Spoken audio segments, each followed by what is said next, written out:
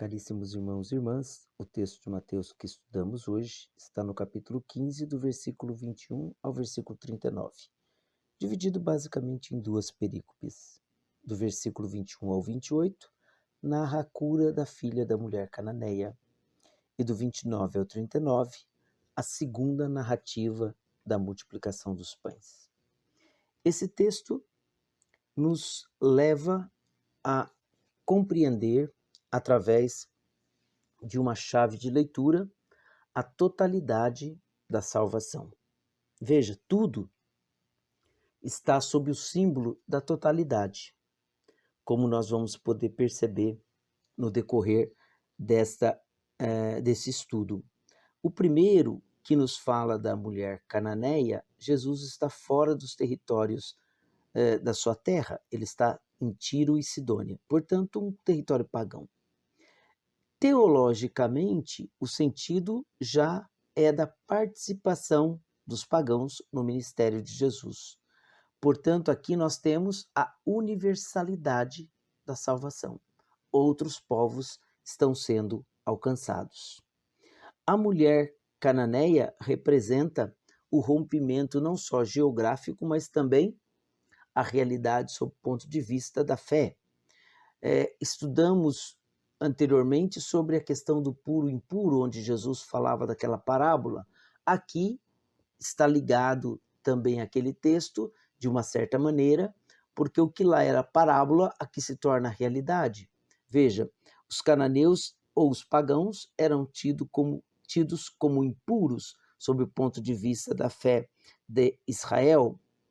Portanto, eles eram rejeitados, com eles não se assentava à mesa, não se comia com eles.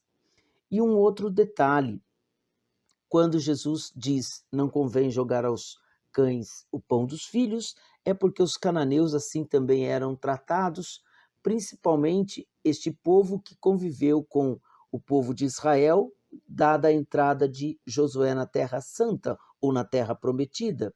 Os cananeus já habitavam aquela região e eram povos que cultuavam outros deuses. Portanto, sempre foram uma ameaça à pureza de fé de Israel. Aqui Jesus vai receber exatamente desta mulher esta grande profissão de fé. E onde está radicado isso? Quando Jesus não responde aos seus reclamos, ao seu pedido, ela não desiste. Portanto, é o retrato do crente, daquele que sabe que ele pode realizar aquilo que ela necessita. E mesmo quando ela recebe, de certa maneira, pejorativa essa qualificação de Jesus, do próprio Jesus, ela sabe reconhecer. Veja, ela não retruca, mas ela diz, eu sei que é assim, mas mesmo nesta minha condição, o pouco de Deus que eu receber, para mim será suficiente para aquilo que eu necessito. Então, uma atitude de fé, uma atitude de acolhida e de abertura, Jesus não encontrou, por isso ele realiza a cura. Então, significa dizer que a salvação agora ela se estende a todos aqueles que se abrem à novidade de Jesus Cristo. Não importa a sua herança, a sua nacionalidade, o seu lugar geográfico. Então a salvação está alcançando outros povos, está se tornando universal. E onde isso também é demonstrado? Logo na sequência dessas curas, desse sumário de curas que Jesus realiza, dos cegos, coxos, aleijados e dos mudos, porque significa aí que o momento, o tempo messiânico chegou. Isaías, no seu capítulo 35, versículos 5 a 6, ele já nos narra que quando Sião voltasse, o tempo seria assim.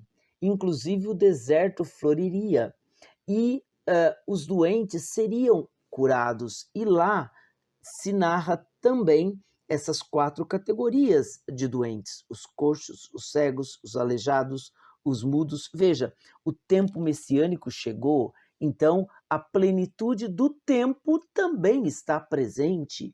Portanto, Jesus é o pleno cumprimento dessas expectativas. Mais uma vez, completude, totalidade. Continuando na narrativa, nós vamos perceber que daí se passa para a multiplicação dos pães.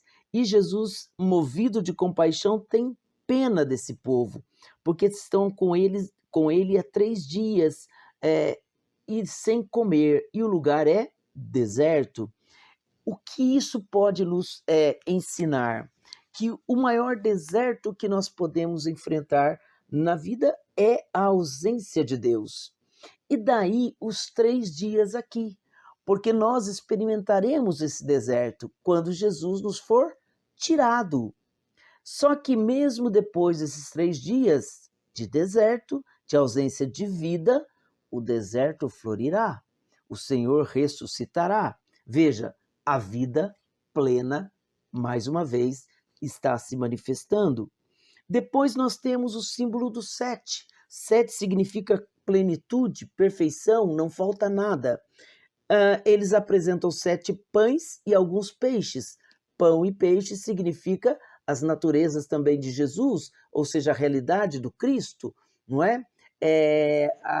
Ele é comida, ele é alimento, e o peixe, desde os primórdios, foi símbolo do próprio cristianismo, devido às suas iniciais também formarem a grande proclamação: Jesus, filho de Davi, Jesus, filho de Deus Salvador, não é? Mas, então, mais uma vez, nós percebemos isso. E o interessante é que esse 7 também, ele está ligado a Atos capítulo 6, versículo 2 a 6, porque lá nós temos 7 diáconos que foram instituídos para servir à mesa. Daí sobrarem 7 cestos. E quando que os diáconos foram eleitos? Para atender exatamente os helenistas, ou seja, povo fora da tradição judaica. Mais uma vez, a salvação que está chegando aos outros povos está se tornando universal.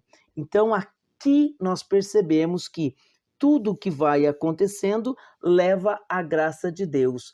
Portanto, o que Jesus realiza nessa multiplicação dos pães é perfeito, é pleno, não nos falta mais nada. Então, que a gente possa, a partir daí, também compreender mais e melhor aquilo que Jesus quer nos oferecer como salvação e salvação plena.